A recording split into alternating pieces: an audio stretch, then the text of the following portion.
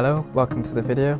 It's been a while again, but in today's video I'll be looking at the film emulation plugin Dehancer Pro.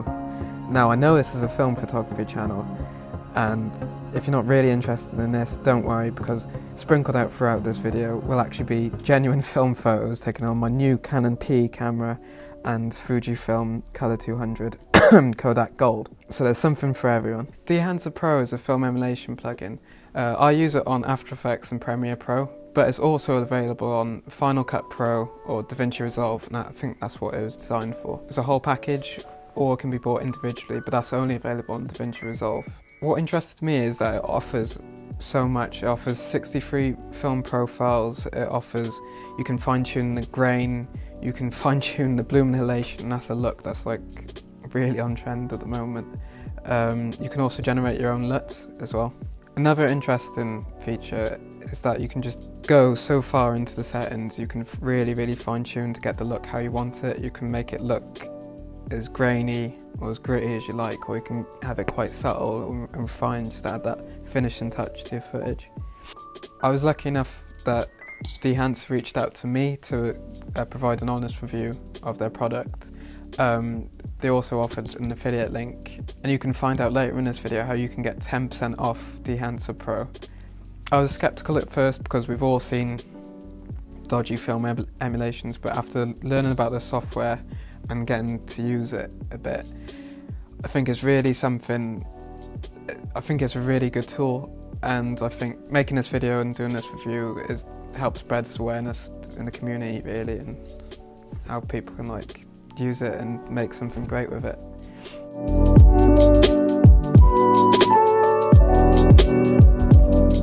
Videographers, if people who shoot corporate videos, weddings, music videos, things with a tight turnaround or the budget might not be massive to stretch to justify shooting the whole piece on film, this plugin can be a great asset in your arsenal. And then you've got that plugin then just to dip into when you need it.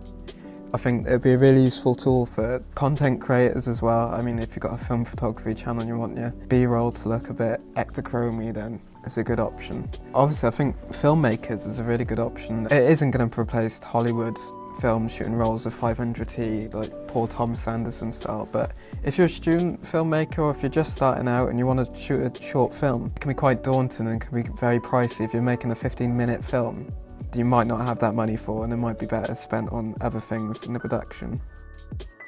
So if you like the look of Dehancer Pro, you can use the code LAT3510 and click the link in the description below, and that helps support the channel, but you also get 10% off the whole package of Dehancer Pro.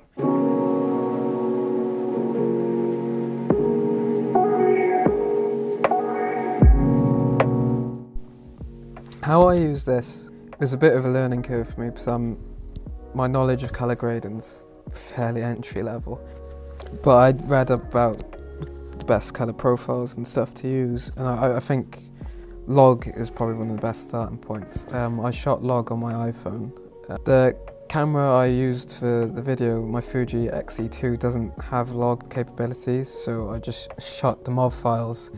I put a Jupiter lens on there just to get some nice softness on there, and then use one of the film sims. These are two different methods, I guess, for using this plugin, whereas the log, you got a blank canvas to work on. And I think if you've got a good camera with good dynamic range, it can really make the images sing. But with the Fuji X-E2 using something with already a baked-in sort of colour setting, I think it's not so much generating something from scratch, but you're enhancing what's there already. So if you have a good idea of what you want to shoot beforehand and how you want it to look, then you basically just dehancers the spices to the recipe. Some of the ones that really caught my eye was the Ektachrome simulation. The Plus X one as well was really nice. The Lomo purple one, just because you don't see video of that in that colour, so it's quite surreal and cool. The Valvia one, the colours were just really punchy and nice. And the Vision3 ones are just classic, you know what you're getting with those. So now I got to grips with the plugin, I wanted to try a little experiment.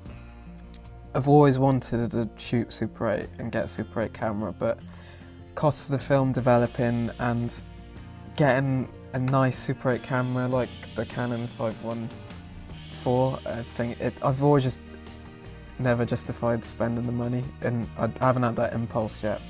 It will happen one day.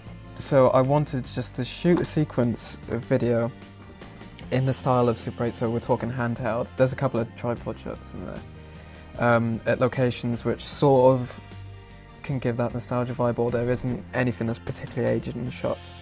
And to see if the plugin can perform in a way that, to an end user who doesn't know what about the plugin, does it stand up? Does it look like a piece of Super 8 footage? I think it's just interesting to see the capabilities of the plugin, and it helps me learn it better, because I have to go through the settings and to fine-tune them and dial them in. And also, I was looking out for also it got me to study actual Super 8 footage and look at the quirks. What makes Super 8 footage Super 8 footage? It's like the heavy grain and like the flickering and the 18 frames per second. I guess it's almost like a design exercise, really. Just breaking something down and learning how it works so you can create something new. And with the results, I mean, I was pretty happy with them. I think the Ektachrome setting is really punchy. I really love the saturation on that. The Lomachrome purple, obviously that isn't a Super 8 film stock, but it's just a cool option. It's just a cool option to have. And I wanted to do a Vision3 one, but I think the Ektachrome just won me over just because of the saturation.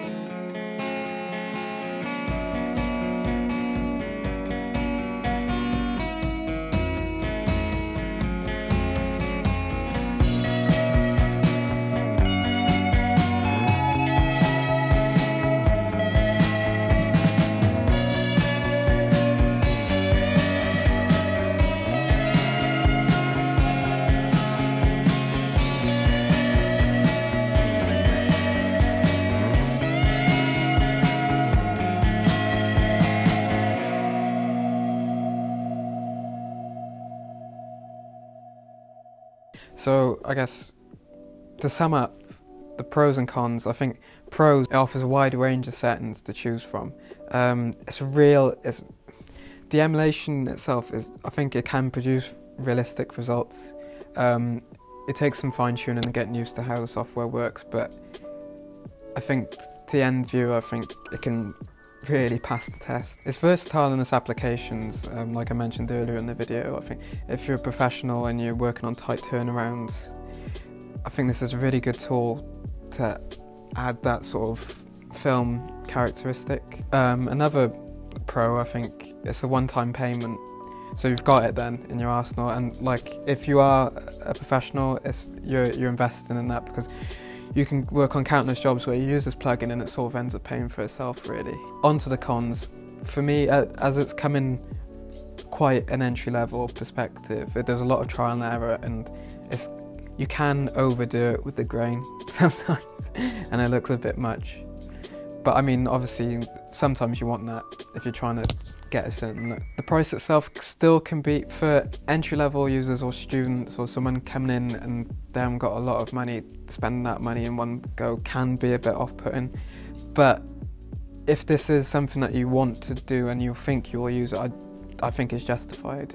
Fair enough. There's so much attention to detail. Another drawback, I don't think this is necessarily the software itself, it's probably just the limitations of my laptop, but when you fine-tuning these settings and you add a bit more, the preview times can take a bit longer, so I had to do like little pre-renders on certain segments just to see I wasn't overcooking it with the grain.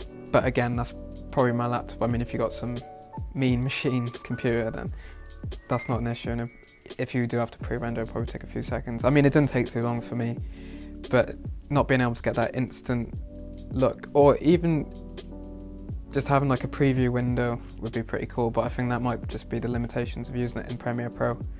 But just being able to see the look just before you click it, or just having a taster so you don't have to flick through every setting, would be quite cool.